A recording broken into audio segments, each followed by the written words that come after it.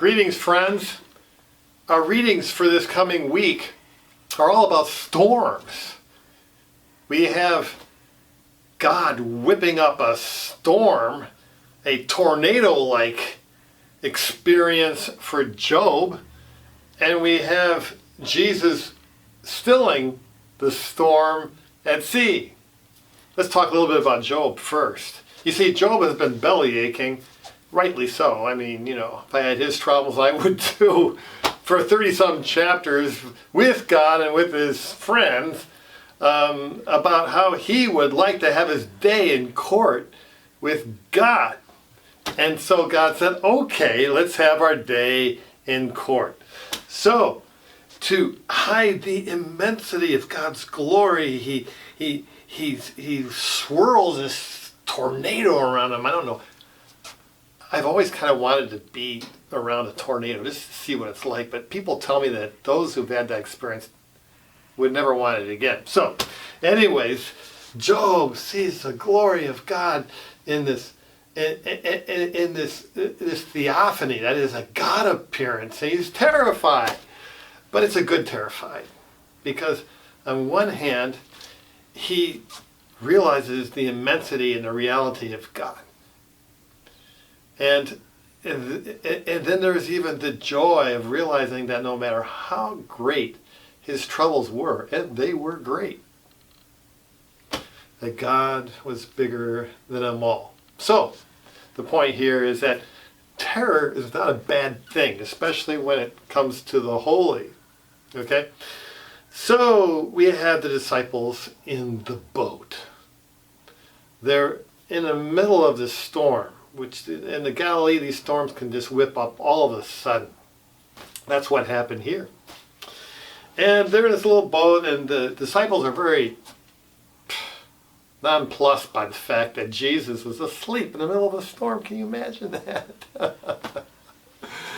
And so they wake him up and they say, Jesus, don't you care that we're perishing? We're gonna all sink to the bottom of the sea, the watery deep. And Jesus looks at them and says, why are you terrified about this storm? They said, Jesus. So Jesus gets up, and the word there in the Hebrew indicates that, the Hebrew behind the Greek, that he rebuked. He let out a large like type thing, be still, and just, it's terrifying yell, and everything just calmed down. So the disciples were afraid for their life there for a minute, and now they realize that in the boat with them is God Almighty, who is the only one who can still the watery deep by his rebuke. And they're in a boat with him. They're more afraid of him now than they were the storm. There's a certain terror when it comes to Jesus, just like there's a terror to God in the Old Testament, because Yahweh is Jesus. Okay, they're the same. So, it's not bad to be afraid. Okay? That's part of approaching the holy. Now, last Sunday, 2 Sundays ago, Corpus Christi, I gave what I believe is a very important homily. And in it, I described how we all should grow together, myself included, in a holy experience of experiencing this numinous encounter with God at the altar. Numinous meaning that which evokes all these different emotions from the holy, like joy and terror. Okay?